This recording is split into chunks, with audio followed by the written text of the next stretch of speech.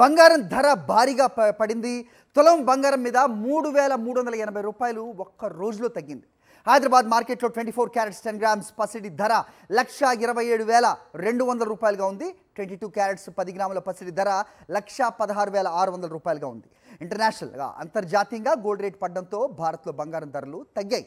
International మార్కెట్లో ఒక్క రోజులో $220 ఔన్స్ పసిడి తగ్గింది. ప్రాఫిట్ బుకింగ్తో కాస్త పడిపోయింది పసిడి ధర. ఇప్పుడు కాస్త తగ్గినా మళ్ళీ పెరిగే అవకాశాలే ఎక్కువ అంటున్నారు నిపుణులు. రైట్, ఇంటర్నేషనల్ మార్కెట్లో ఒక్క రోజులో $220 ఔన్స్ పసిడి ధర పట్టడంతో ఎఫెక్ట్ ఆబ్వియస్గా ఇండియన్ మార్కెట్ మీద కూడా ఉంది. 24 క్యారెట్ల ధర అలాగే 22 క్యారెట్స్ బంగారం 10 గ్రాముల ధర కూడా తగ్గిన పరిస్థితి చూస్తున్నాం. దీనిపైన విశ్లేషణ ప్రముఖ ఆర్థికవేత్త పాపారావు గారు, ఆయనతో మాట్లాడదాం. ప్రముఖ ఎకనమిస్ట్. సో బిజినెస్ అప్డేట్ ఏదున్నా అంతర్జాతీయ ప్రభావాలు ఏంటి అవన్నీ కూడా ఆయన నిశ్చితంగా పరిశీలిస్తుంటారు. ఆయనతో మాట్లాడదాం. పాపారావు గారు, గుడ్ మార్నింగ్ అండి. పాపారావు గారు, good morning. And what is happening with the gold sir? So మనం చాలా కాలం అయింది ఈ మధ్య మాట్లాడి. ఏం జరుగుతుంది? మనం గతంలో చూసాం ఒకసారి స్టాక్ మార్కెట్ హర్షత్ మెహతా అంశం ఒక్కసారిగా ఆకాశానికి ఎత్తి ఢమాలను పడ్డ అంశం. సో అది చాలామంది గుర్తు చేసుకుంటున్నారు. ఇవాళ ఈ గోల్డ్ను చూస్తుంటే కనుక ఏంటిది అడ్డు అదుపు లేకుండా పెరుగుతోంది. అఫ్కోర్స్ ఇవాళ పడటాన్ని ఏ రకంగా చూడాలి, ఏంటి మీ విశ్లేషణ? అంటే ఒకటి ప్రధానంగా ఇక్కడ ఏంటంటే, సరే నన్ను మామూలు బిజినెస్ అనలిస్ట్ కాకుండా ఎకనామిక్ అనలిస్ట్ పక్కన చేస్తే బాగుంటుందేమో.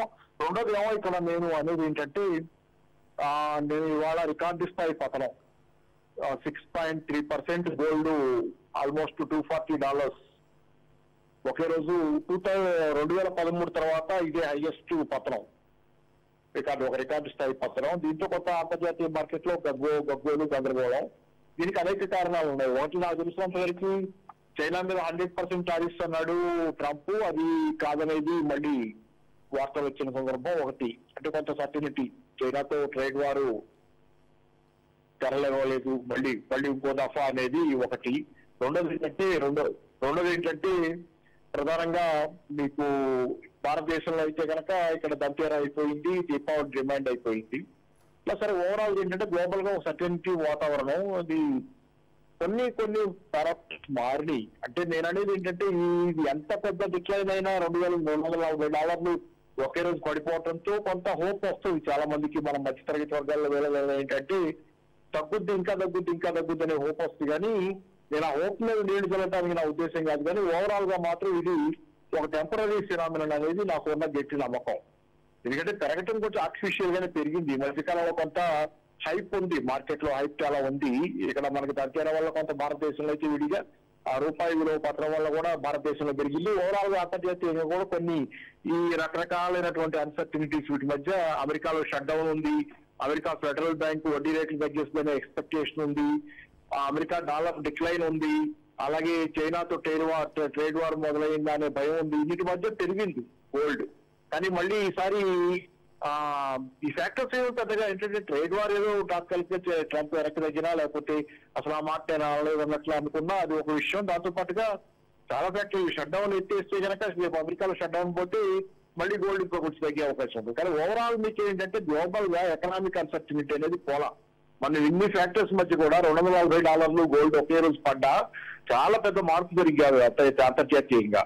కొన్ని కారణాల వల్ల చాలా వేగంగా పెరిగింది. ఆ కారణాలు కొన్ని తగ్గటం వల్ల, వెనక్కి తగ్గటం వల్ల, లేకుండా పోవటం వల్ల మళ్ళీ కిందకు వచ్చింది. అంతేగాని ఓవరాల్ గా కారణాలు అలాగే ఉన్నాయి. అంతర్జాతీయంగా ఆర్థిక మాంద్యం ఏర్పడుతున్నటువంటి స్థితి, డాలర్ డిక్లైన్ ఏమీ తగ్గల. అమెరికా పరిస్థితి ఏమి మెరుగ్గా లేదు కదా, ఒక రోజు పెరగచ్చు ఒక రోజు తగ్గచ్చు డాలర్. కానీ అమెరికా పరిస్థితి ఏమి మెరుగ్గాల. అమెరికా పరిస్థితి అలాగే ఉంది, అమెరికా సమస్యలు అలాగే ఉన్నాయి. డాలర్ డిక్లైన్ అనేది కష్టంగా కనపడుతుంది. ఈ సంవత్సరం ఇప్పటికే 7% దాకా 6% పైన డాలర్ డిక్లైన్ అయింది. ఇన్ని ఫ్యాక్టర్స్ మధ్యలో మీకు ఏం మారలా, వాస్తవాలు ఏమీ మారలేదు. కొన్ని చిన్న ఫ్యాక్టర్స్ అటు ఇటు సర్దుబాటు అయినాయి. ఆ సర్దుబాటు క్రమంలో ఇంత డిక్లైన్ జరిగింది. అంతేగాని వాస్తవాలు ప్రపంచవ్యాప్తంగా ఉన్నటువంటి ఆర్థిక వాస్తవాలు ఏమీ మారినప్పుడు మళ్ళీ గోల్డ్ పెరగటం అనేది నా ఉద్దేశాలు అయితే it is a certainty, it will increase again. కాబట్టి ఇవాళ తగ్గుద్ది, రేపు తగ్గుద్ది, ఎల్లుండి తగ్గచ్చు, 3 రోజుల నుంచి తగ్గుతుందండి, 3-4 రోజుల నుంచి తగ్గుతుంది. కానీ రేపు పొద్దున మళ్ళీ పెరుగుద్ది, మళ్ళీ సందర్భం వస్తుంది, మళ్ళీ పెరుగుద్ది. పెరగటమే సత్యనిటీ. ఎందుకంటే అంతిమంగా డాలర్ పత్రం అనేది కళ్ళ ముందు కనపడుతున్నటువంటి వాస్తవం నేను చెబుతుంది కాదు, అంతర్జాతీయంగా చాలా మంది కూడా చెబుతుంది. జరిగిన రోజు భారీ చెప్పండి. మీరే అన్నారు ఇది ఆర్టిఫిషియల్గా పెరిగిన అంశం మనం గమనిస్తూనే ఉన్నామని. ఇంత డ్రాస్టిక్గా ఒక్కసారి 5-6% పడిపోవటం మీరే చెప్తున్నారు. ఒక 2-3 రోజులు ఈ ట్రెండ్ ఉంటుంది, మళ్ళీ పెరుగుతుంది అనేది. సో దీన్ని ఏ రకంగా చూడాలి? ఇది న్యాచురల్గా పెరుగుతున్నది కాదు అనేది మీ మాటలోనే చూసాం. సో ఎలా చూడాల్సిన అవసరం? ఒకటి కొంత స్పెక్యులేషన్ ఉంటుంది సార్, దీనిలో కూడా కొంత స్పెక్యులేషన్ ఎక్కువ కాదు, కొంత ఉంటుంది. ఎందుకంటే గోల్డ్ సప్లై లిమిటెడ్ కాబట్టి దాన్ని ఇష్టానుసారంగా చేయలేరు, కానీ స్పెక్యులేషన్ ఉంటుంది. కానీ దాంతో పాటుగా కొన్ని ఫ్యాక్టర్స్ వచ్చినప్పుడు ప్యానిక్ ఉంటుంది, ఇంటర్నేషనల్ మార్కెట్స్ లో ప్యానిక్ ఉంటుంది. దానివల్ల గోల్డ్ ఇప్పుడు చైనాతో టారిఫ్ వార్ మొదలైందనే భయం అది కొంత పెద్ద విషయమే. చైనాతో అమెరికా చైనా టారిఫ్ వారు 100% ట్రంప్ వేసింది రిజైన్ అయ్యే సందర్భం కనుక ఉంటే చాలా పెద్ద గందరగోళం సందర్భం. మీరు 2019 ప్రాంతంలో కూడా గమనించవచ్చు. కోవిడ్ వచ్చే ముందు 2019లో గోల్డ్ ఎంత పెరిగింది? ట్రంపే ఉన్నాడు అప్పుడు, ట్రంపే అధికారంలో ఉన్నాడు. 2019లో కూడా చైనాతో ట్రేడ్ వార్ మొదలు పెట్టాడని నడుస్తున్న క్రమంలోనే మళ్ళీ వెనక్కి దిగి చూస్తే ఇప్పుడు జరుగుతున్న దానికి వెనక దశలో పెరిగింది 2019 ఆ ప్రాంతంలో భారీగా పెరిగింది అప్పుడు కూడా ఈ ట్రేడ్ వార్ క్రమంలో. కాబట్టి ఆ సందర్భంలో అది పెరుగుద్ది అనేది సహజమైన వాతావరణం.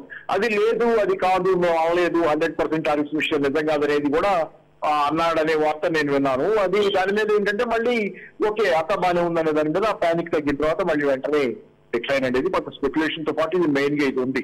అంటే ఆ టారిఫ్ వార్ కనుక వస్తే చాలా పెరుగుద్ది.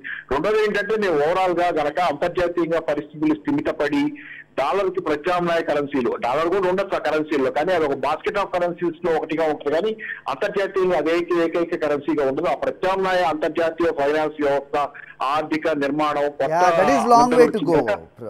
అప్పుడు దాకా గోల్డ్ పెరుగుద్ది. తగ్గినా కానీ ఇప్పుడు అవకాశమే, కొనుక్కుంటే కనుక అవకాశం కొద్ది ఎన్ని రోజులు తగ్గుద్దో మరి తెలియదు, కానీ కొనుక్కుంటే ఒక అవకాశమే ఖచ్చితంగా. ఎందుకంటే ఓవరాల్ నా ఉద్దేశంలో గోల్డ్ పెరగటం అనేది జరుగుతుంది. ఓకే పాపారావు గారు, థ్యాంక్ యూ అండి.